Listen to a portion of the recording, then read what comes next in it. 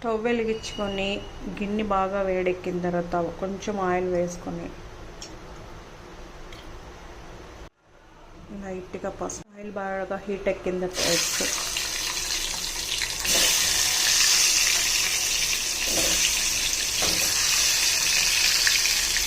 Oil బాగా వీటెక్కిన తర్వాత పచ్చిమిర్చి వేసి కొంచెం కరివేపాకు,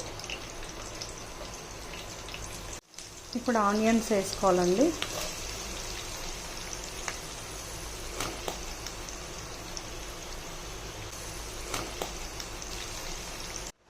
ఉల్లిపాయలు మగ్గడానికి కొద్దిగా సాల్ట్,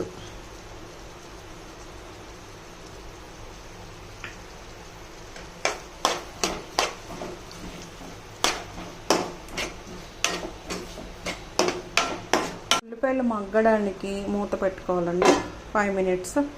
ఒక్కసారి ఆనియన్స్ మగ్గినాయో లేదా చూసుకుందారండి. చక్కగా మగ్గుతున్నాయి, బ్రౌన్ కలర్లోకి వస్తున్నాయి. ఆనియన్స్ పచ్చిమిర్చి బాగా ఫ్రై అయిన తర్వాత కొంచెం ధనియాల పొడి అండి, ఇప్పుడు తగినంత కారం అండి,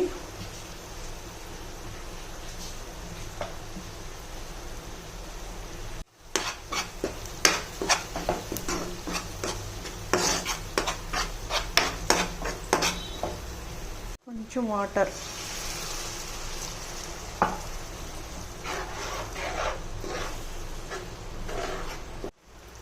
ఆయిల్ బాగా తేరుకున్న తర్వాత ఫ్రై చేసుకున్న ఎగ్స్,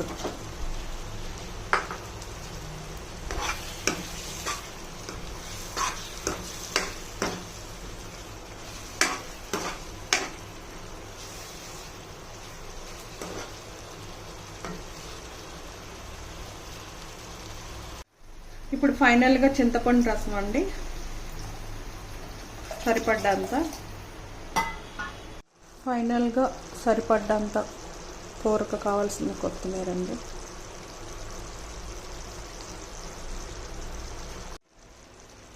ఎగ్స్ కర్రీ రెడీ అవుతుందండి. ఎగ్ కర్రీ రెడీ అయిపోయిందండి. ఇంకా అన్నం తినడమే లేట్ అయింది.